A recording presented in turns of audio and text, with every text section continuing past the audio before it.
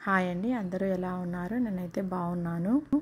ఈరోజు వీడియోలో పచ్చి మామిడికాయలతో జామ్ ఎలా చేసుకోవాలో చూపిస్తాను.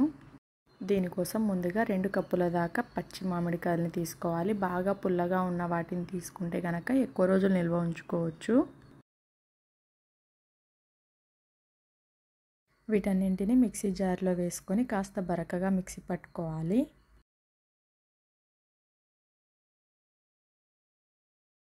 మామిడికాయ ముక్కల్ని పూర్తిగా మెత్తగా కాకుండా ఈ విధంగా బరకగా మిక్సీ పట్టుకోవడం వల్ల జామ్లో అప్పుడప్పుడు మామిడికాయ ముక్కలు తగులుతుంటే టేస్టీగా ఉంటుంది.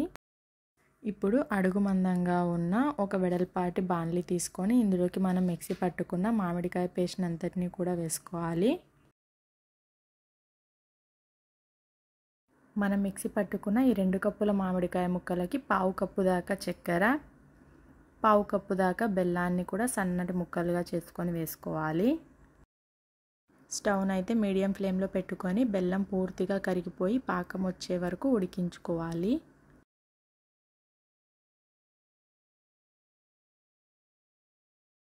ఈ మిశ్రమం అడుగు పట్టకుండా బాగా కలుపుతూ ఉండాలి.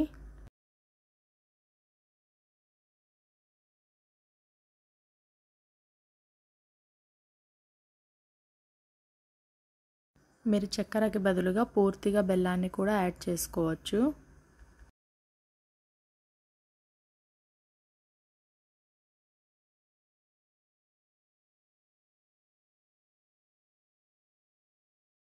ఈ మిశ్రమాన్ని బెల్లం పూర్తిగా కరిగేంత వరకు కలుపుకుంటూ ఉంటే కాస్త కలర్ చేంజ్ అవుతుంది. ఈ టైంలో ఇందులోకి 1/2 టీ స్పూన్ దాకా జీలకర్ర పొడి, 1/2 టీ స్పూన్ దాకా బ్లాక్ సాల్ట్, దాంతోపాటుగా 1/2 టీ స్పూన్ దాకా ఎండుకారం పొడిని కూడా యాడ్ చేసుకొని మళ్ళీ బాగా మిక్స్ చేసుకోవాలి.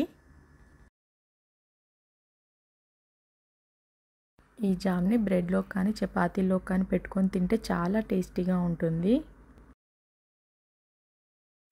దాదాపు 10 నిమిషాల తర్వాత ఈ మిశ్రమం అంతా కూడా చిక్కబడడం స్టార్ట్ అవుతుంది. మంటని లో ఫ్లేమ్లో పెట్టుకోవడం వల్ల ఈ మిశ్రమం అడుగు పట్టకుండా ఉంటుంది. అంతేకాకుండా ఇందులో ఉన్న వాటర్ క్వాంటిటీ అంతా కూడా ఇమిరిపోయి ఎక్కువ రోజులు స్టోర్ చేసుకోవడానికి ఉపయోగంగా ఉంటుంది. 15 నిమిషాల తర్వాత మిశ్రమం అంతా కూడా ఈ విధంగా దగ్గరికి అవ్వడం స్టార్ట్ అయిపోయింది, చిక్కగా అయ్యి. ఇప్పుడు స్టవ్ ఆపేసి ఈ మిశ్రమాన్ని పూర్తిగా చల్లారనివ్వాలి. ఆ తర్వాత ఈ జామ్ని మంచి ఎయిర్ టైట్ కంటైనర్లో స్టోర్ చేసుకుంటే ఎన్ని రోజులైనా సరే ఫ్రెష్గా ఉంటుంది. బయట దొరికే ఆర్టిఫిషియల్ జామ్స్ కంటే ఇలా సీజనల్ ఫ్రూట్స్తో చేసుకునే జామ్లు చాలా హెల్తీగా ఉంటాయి. అంతేకాకుండా నోరు బాగాలేనప్పుడు దీన్ని తింటూ ఉంటే మనసుకు హాయిగా అనిపిస్తుంది. మీకు ఈ రెసిపీ నచ్చినట్లయితే లైక్ చేసి షేర్ చేయండి. మీరు కూడా ట్రై చేసి ఎలా వచ్చిందో కామెంట్ చేయండి.